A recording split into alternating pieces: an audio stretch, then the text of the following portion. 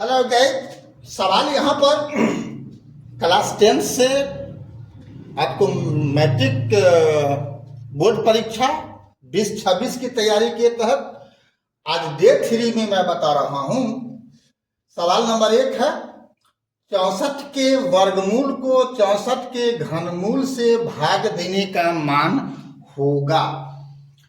कितना होगा भाई? ये सवाल है 2018 में। कब पूछे हुए हैं? बिहार मैट्रिक बोर्ड 2018 का सवाल है। ठीक है, तो क्या होगा? तो समाधान 64 के वर्गमूल में भाग करना है, तो रूट अंडर 64 बटा में घनमूल से 64 के घनमूल से भाग करना है, तो 3 रूट अंडर 64। तो वर्गमूल में 2 के बदला में 1 होता है, तो 64 का मतलब 8 गुना 8, तो 1 8 आ जाएगा। और यहाँ पर श्रेणी 3 है, यहाँ कुछ नहीं है तो 2, यहाँ कुछ नहीं है तो 2 होगा। क्या कितना होगा? 2 होगा, यानी 2 के बदला में 1 बाहर निकलेगा। तो 64 को हम 8 गुना 8 लिख सकते हैं, तो 8 हो जाएगा। और 64 का यहाँ पर श्रेणी 3 है, यानी घनमूल है 64 का, तो क्या होगा? 3 गो के बदला में 1 गो, तो 4 चौका 16 चौका 64 होता है। तो 8 बटा में 4 यानी कट करके 2, आंसर कौन हो गया? बी हो गया। ठीक है, आप इसको अभाज्य गुणनखंड भी कर सकते हो, यानी 8 को 2 गुना 2 गुना 2 गुना, फिर इसको भी 2 गुना 2 गुना 2।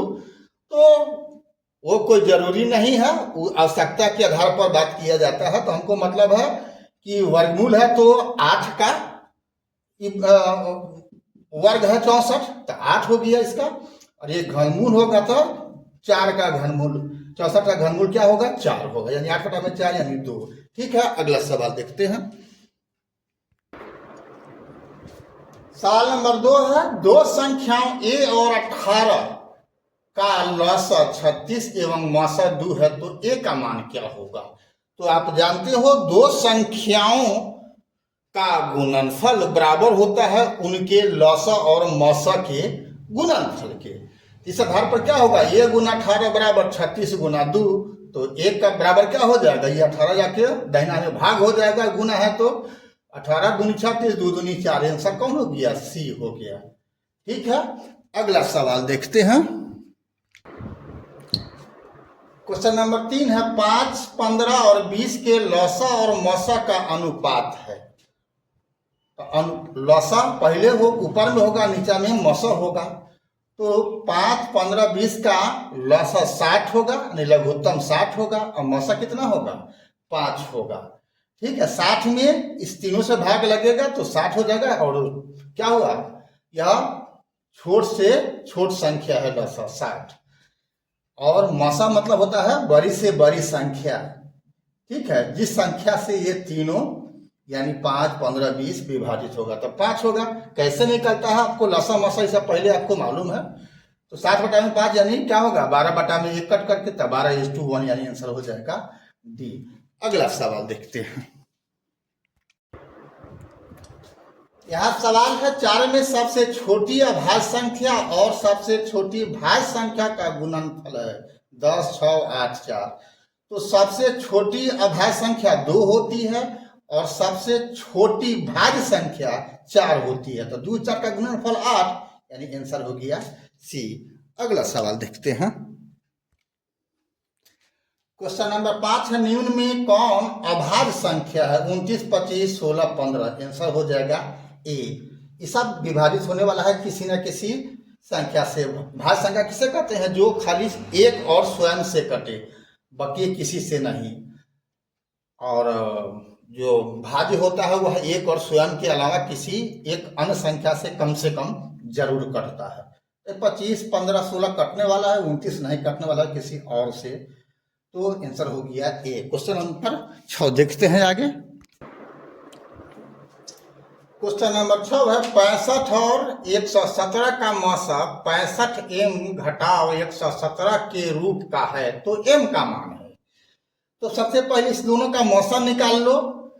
65 और 117 का मौसा होगा 13 का है कि 13 × 5 = 65 और 13 × 9 = 17 से 13 से इस दोनों में भाग लग रहा है, तो हमारे हिसाब से तो निकल गया मुजवानी, आप नहीं निकाल सकते हो मुजवानी तो बना लो, मसा निकाल लो, 13 आएगा। इसका मतलब क्या होगा कि 13 बराबर हो गया 65, m घटा लो 117, तो 65m क्या हो जाएगा 13 + 117 यानी 130। m बराबर क्या होगा 130 में 65 से जाके भाग हो जाएगा यानी कट के 2। ऐसा कौन हुआ, बी होगा। अगला सवाल देखते हैं, ठीक है। क्वेश्चन नंबर 7 है, सबसे छोटी भाज्य और अभाज्य संख्या का मौसा होगा। तो सबसे छोटी यानी भाज्य संख्या हो गया 4 और अभाज्य संख्या सबसे छोटी हो गया 2, तो 4 और 2 का मौसा, मौसा कितना होगा इसका 2 होगा। आंसर कौन हो गया, बी हो गया यानी 2 हो गया। अगला क्वेश्चन देखते हैं 8 नंबर का। क्वेश्चन नंबर 8 है, 96 का अभाज्य गुणनखंड निम्न में कौन है।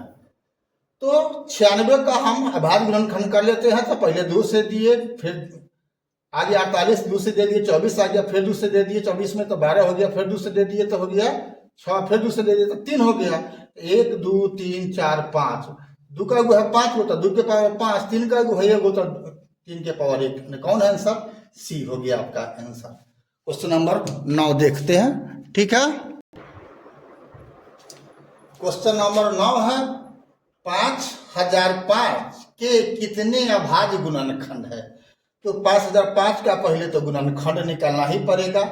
तो लास्ट में 5 है तो 5 से लगेगा तो क्या हो गया 1001 हो गया। अब 1001 है, 2 3 4 5 6 7 8 9 10 से नहीं कटेगा, लेकिन अब 11 से कटने के नियम के आधार पर क्या होता है, सम संख्याओं, सम स्थान और विषम स्थान के से जो संख्या होता है उसका मतलब कि अंतर 0 होगा तो हो जाएगा। तो 1 का 0 यानी 10 हुआ, फिर 0 और 1 हुआ, तो यहाँ पर बड़ी संख्या का अंतर कट जाएगा, 11 से कटेगा तो क्या हुआ 11 9 99 और फिर 1 11, 1 मतलब कट गया, फिर 91 हो गया, 7 से कट गया 13 मतलब 63 91, यही 4 गो संख्या हुआ। तो उत्तर कौन हो गया, 4 गो अभाज्य गुणनखंड होगा। क्वेश्चन नंबर 10 और लास्ट देखते हैं आज क्या। तो क्वेश्चन नंबर 10 है, 2 लगातार संख्याओं का मौसह। 2 लगातार कौन संख्या ले लो, 2 लगातार कोई भी संख्या लेगा उसका मौसह 1 होता है, याद रखना, ठीक है ना। 4 5 1 होगा, 6 7 1 होगा, 5 6 1 होगा, ठीक है। तो अभी तक फेसबुक और इंस्टाग्राम पर अपने BKR कुशवाहा प्रोफाइल को अगर फॉलो नहीं किया है तो आज के आज फॉलो कर दो, और यूट्यूब पर आपने सब्सक्राइब नहीं किया है तो बेल दबा करके सब्सक्राइब कर देना है। यदि मैट्रिक की तैयारी आप बढ़िया से बढ़िया अंक प्राप्त करना चाहते हो तो, या अगर कमजोर हो तो अपने कमजोरी को दूर करना हो तो हर हाल में जुड़ो। मैं A to Z सवाल 2011 से लेकर के 2025 तक का जो सवाल पूछा हुआ है उसको मैं अभी बता रहा हूं। फिर टाइम मिलेगा तो इसके एक्स्ट्रा भी मैं काम करूंगा, ठीक है। तो फिर मिलते हैं अगला वीडियो में, तब तक के लिए जय हिंद, जय जगत, जय भारत।